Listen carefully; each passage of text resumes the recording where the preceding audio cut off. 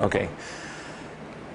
Today I'm going to demonstrate placing OB chains on the legs of a calf in order to assist in delivery of the calf from the cow. This is a OB chain that we use, and to correctly place the OB chain you have to first create a loop, and you can do that by sliding one end of the OB chain through the larger loop in the chain and bringing it down into a small loop that you can easily place over the foot of the calf and into the proper location. So the most important thing about placing the OB chain in these calves is to place it, the first initial loop must be placed right at the mid-metacarpal area of this calf. So the first thing you'll do is hang on to the calf's leg once you have it exposed out of the vulva lips of the cow, and then you'll place the chain over the foot, the claw of the foot, and slide the chain off your hand onto the area of the metacarpal area so that that's the proper location, and then you will gently cinch down on the chain to tighten it against the metacarpal area. If you elect to pull on the chain at this point, that would be a bad thing to do, because if you elect to pull with force on this chain only, then there's a lot of pressure applied to this area and you could easily break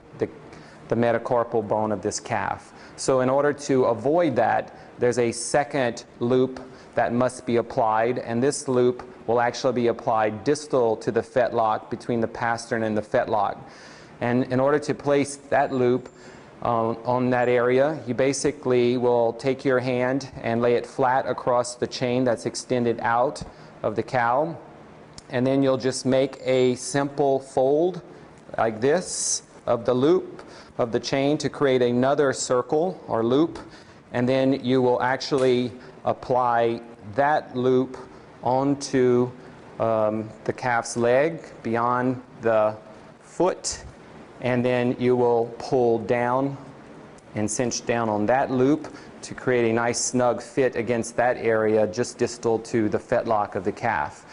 At this point, you can then apply a tremendous amount of pressure on the chain, and with that, what will happen is that pressure that you're applying to the calf's leg will actually be distributed across both loops and not necessarily directly on the limb of the calf, therefore avoiding any damage to the calf. If you have a very lengthy OB chain, you can actually use one chain to place the OB chains on the feet of the calves correctly on both legs. In order to do that, you have to create another loop at the other end of the chain, and you can do that by actually holding the larger loop and then just allowing the chain to slide down through the larger loop, creating a second opening there that you would then apply to the calf's leg. So you would again identify the calf's leg that you would like to apply, pass the chain over the calf's foot, place it right at the metacarpal area, and then just gently pull down against the chain until it's nice and snug against the distal metacarpal. Again, making sure not to put a tremendous amount of force on just one chain loop on the leg, because that can cause some damage and maybe break the metacarpal bone. So again, we have to apply a second loop, and we do that by, again, placing our hand flat on the extended chain out of the cow's vulva, and then making a simple fold that creates a second loop here that you would then apply to the calf's leg just distal to the fetlock, and then just slowly slide that down and cinch that down until it's nice and snug.